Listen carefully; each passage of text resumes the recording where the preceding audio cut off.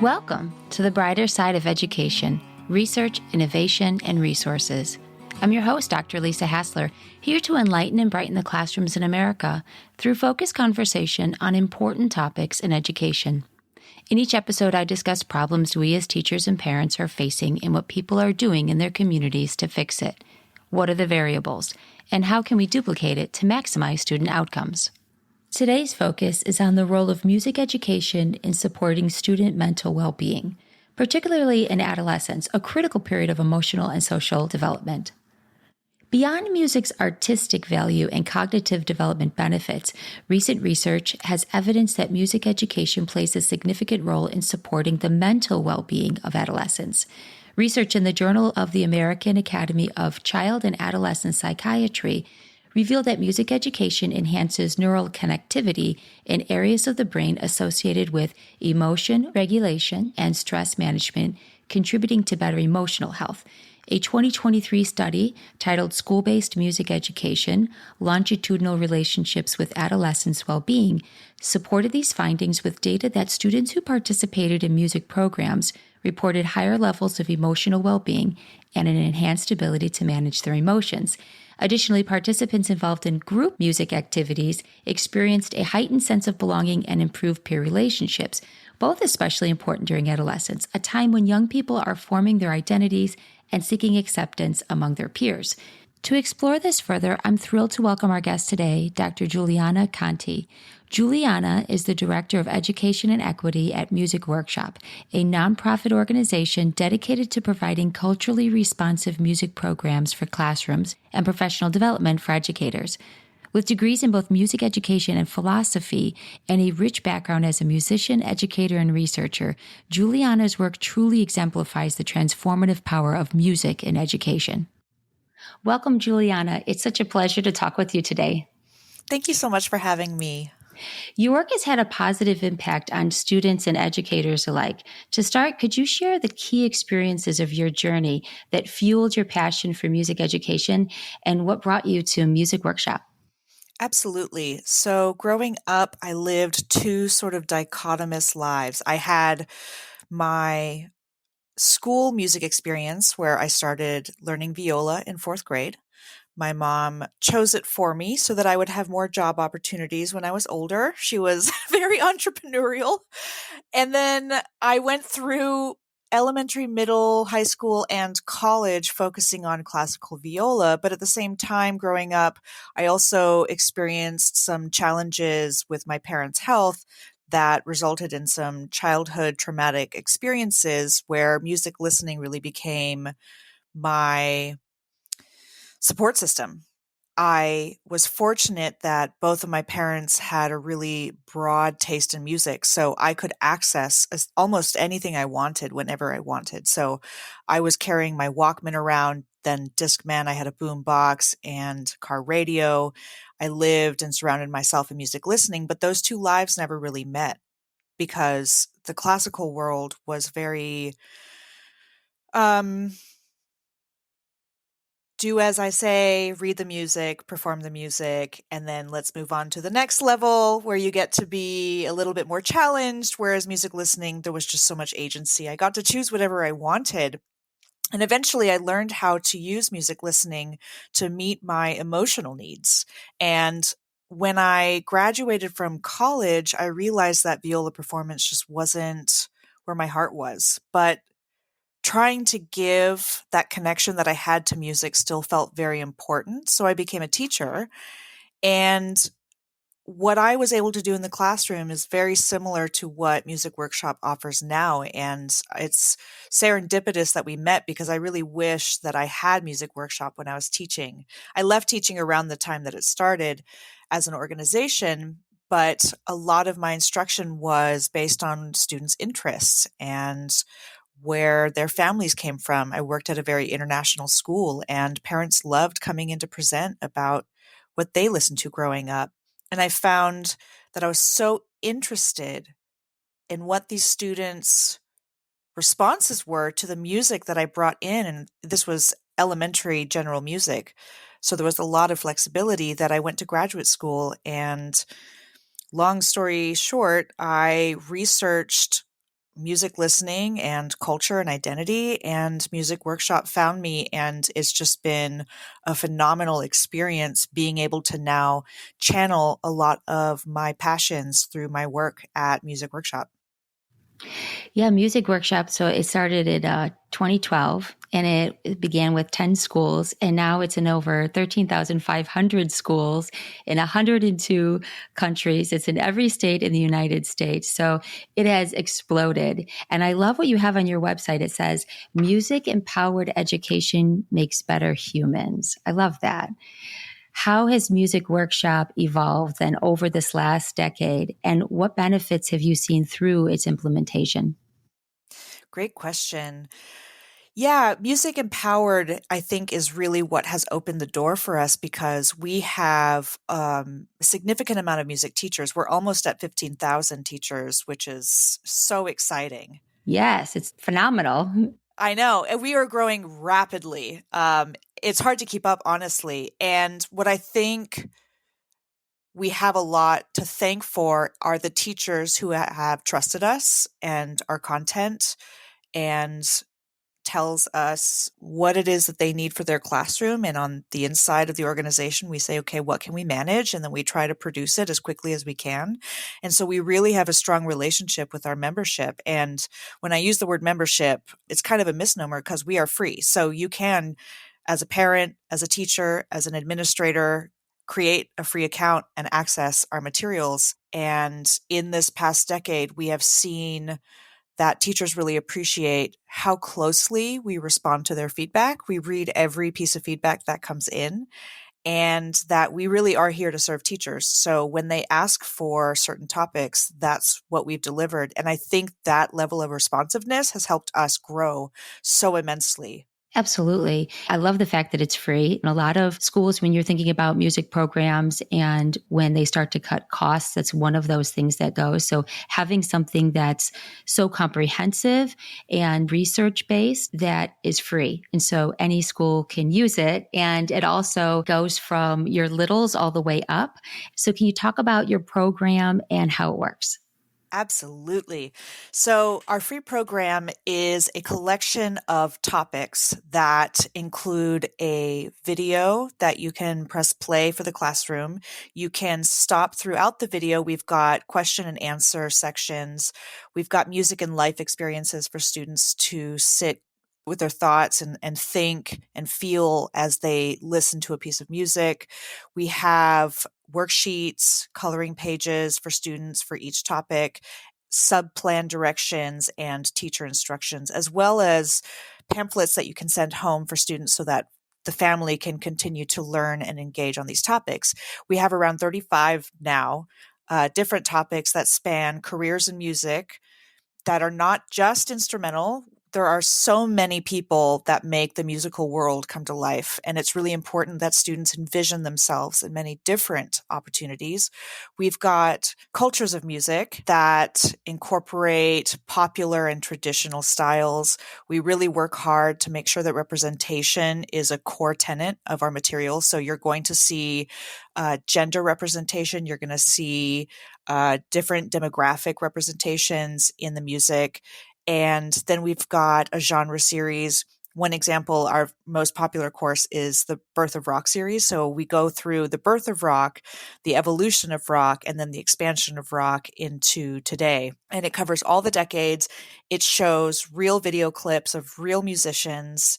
Then we've got the instruments. And when you're able to, as a teacher, combine different elements, for example, even just for rock and roll, being able to show a video on the voice or the piano or the guitar helps students see what their own potential is as a musician, so that when they do end up pursuing their own musical interests, they already have some idea of what it takes to be in a band. And when you become part of a band, where you can go from there, what kind of people you're going to be working with, what kind of music you might be interested in playing.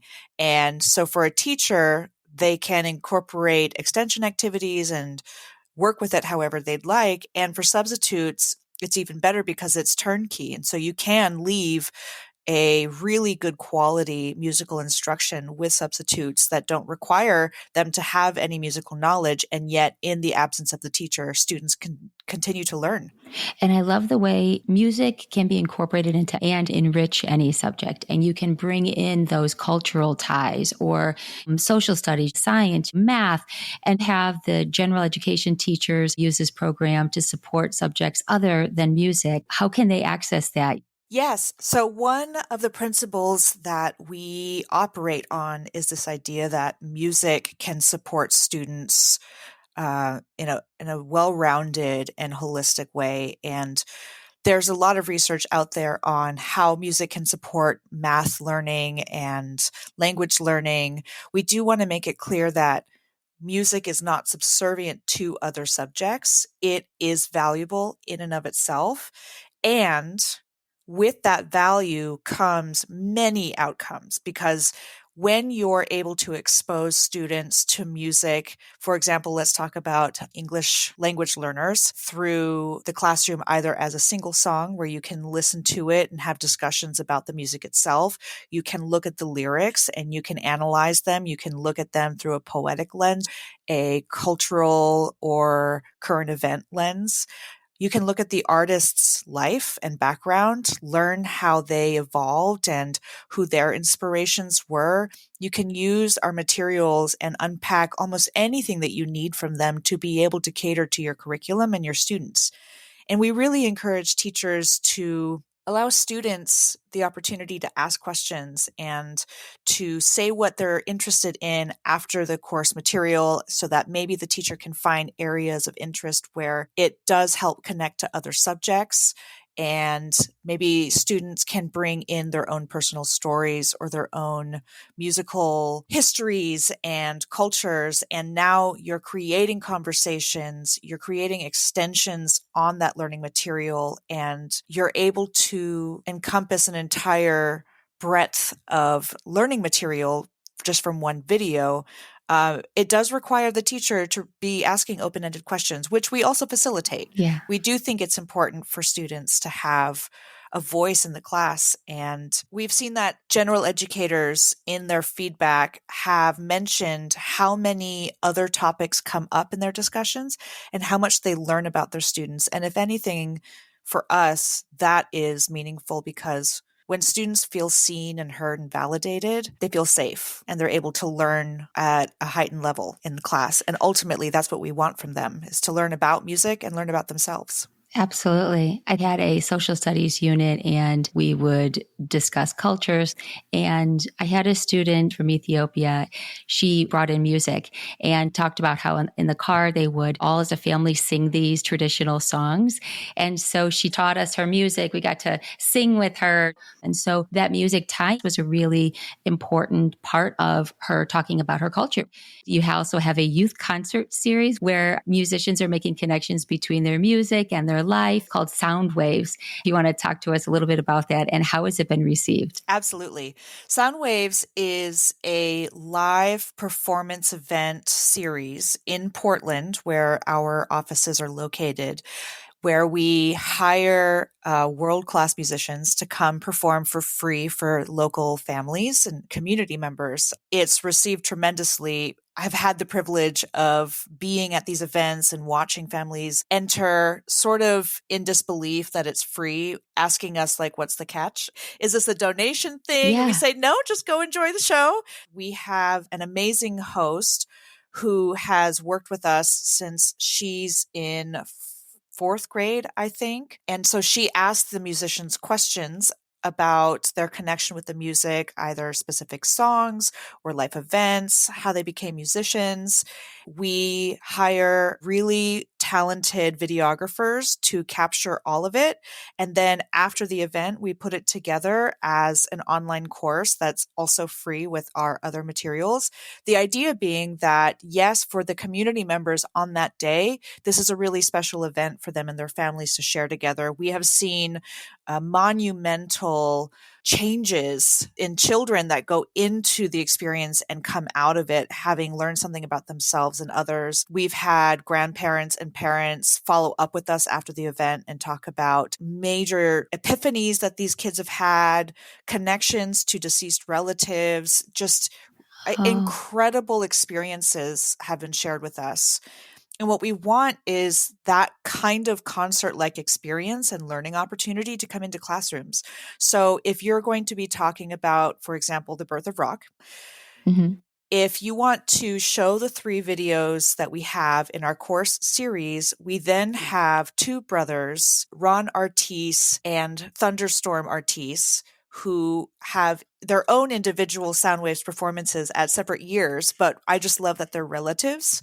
And they go on stage and they answer personal questions and they perform songs that they've written. And now students are being able to see and hear about what it's like to be a rock musician from musicians that are performing live, but now it feels more like a personal, intimate concert experience for students in the classroom because it's with their peers and you're hearing these musicians respond from their soul and from their hearts and their minds in the moment. And there's just something so special and unique about that, especially for schools where maybe they don't have the budget for a field trip to go out and watch local musicians. So they're getting somewhat of that experience in the classroom and connecting it to what they've learned about music so far.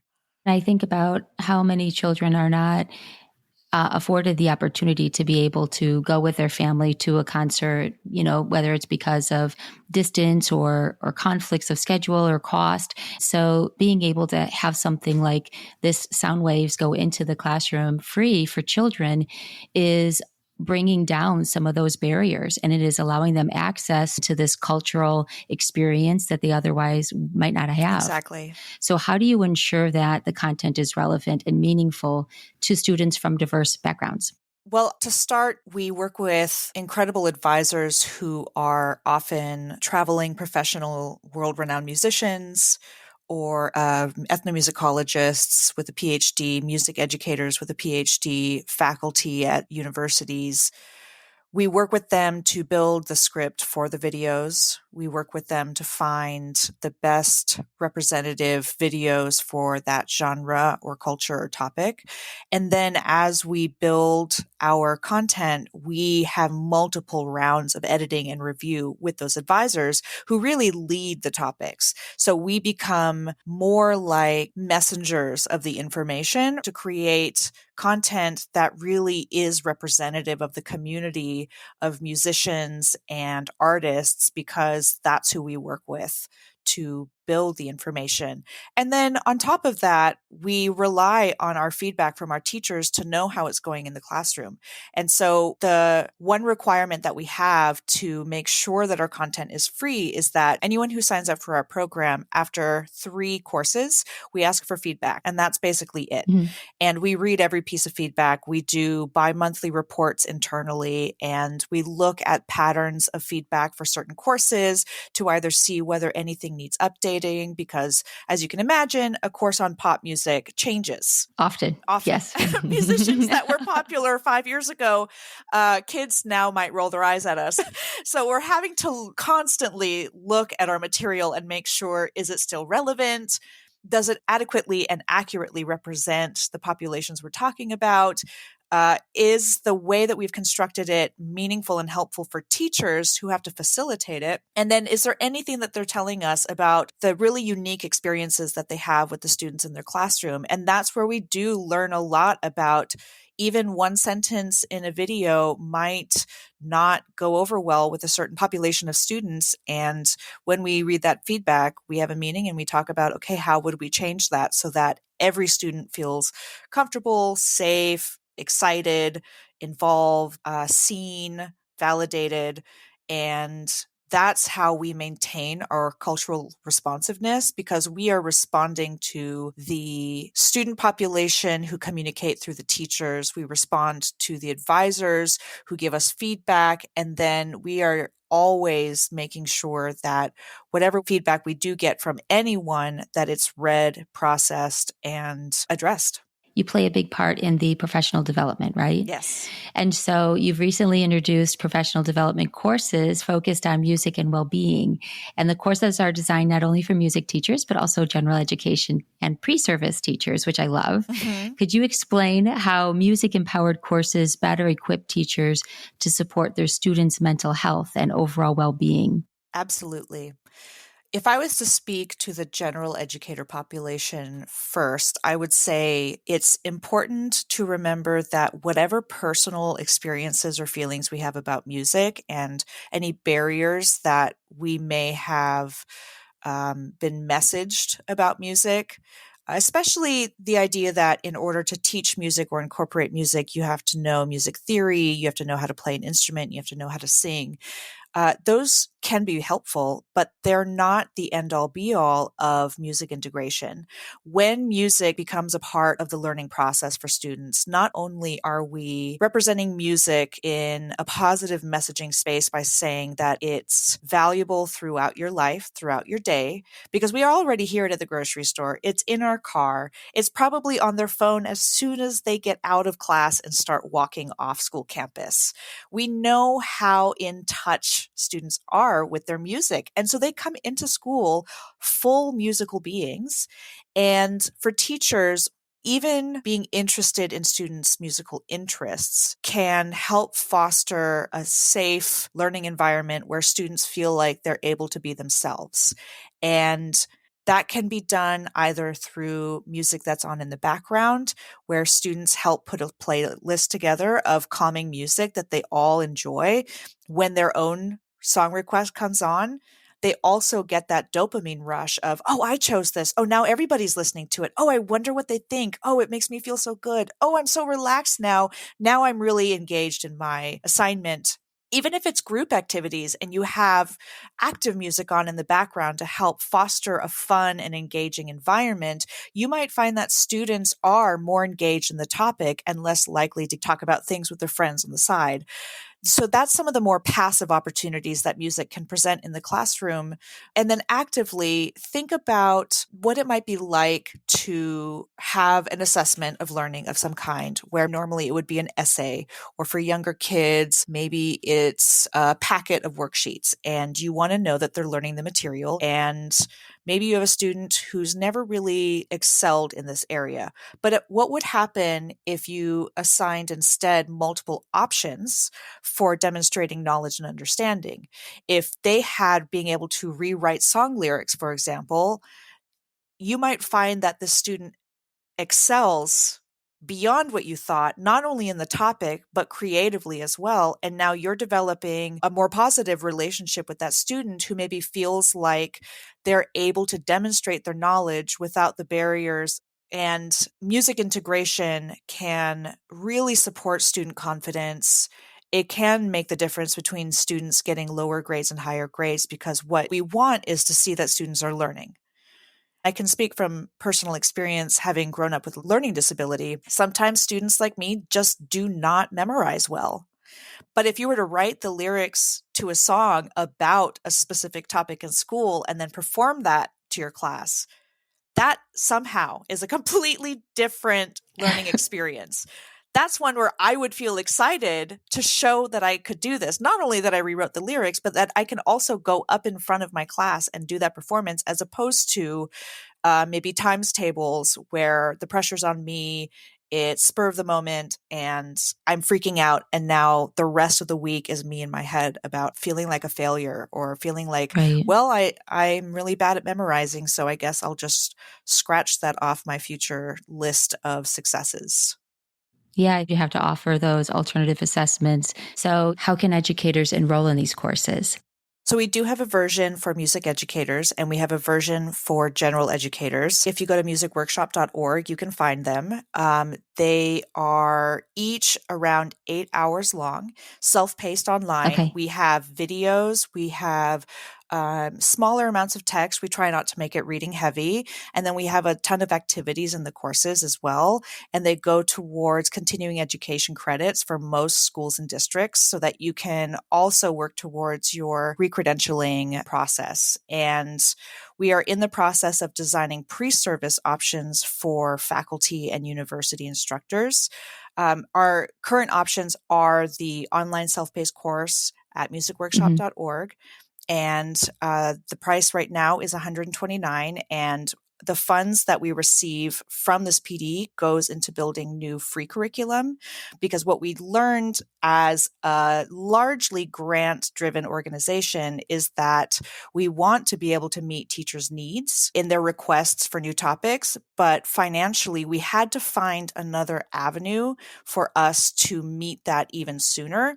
And so now we are able to provide both. And we also heard from teachers that after COVID, they are recognizing a lot of emotional distress and dysregulation in their students. So how could we find a revenue source that also supports teachers as well in the meantime? And that's really what this opportunity is about.